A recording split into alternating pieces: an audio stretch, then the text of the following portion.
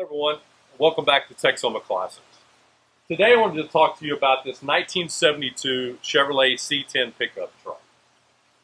Our client has decided to do what a lot of other truck owners do, and that's relocate the fuel tank from behind the driver's seat and put it underneath the bed.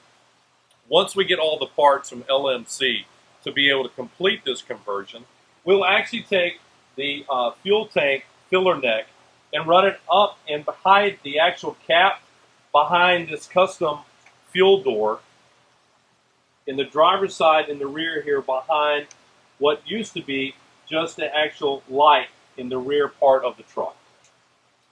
We'll be able to use a Chevrolet S10, little small truck, fuel door assembly to actually make that custom door out of this lens. So it will be attached here, and then all you will see hidden here will actually be the fuel cap. And once we get through and we're actually starting to work on this vehicle to finish it, we'll shoot another video and let you know. And remember, here at Texoma Classics, making old cars new.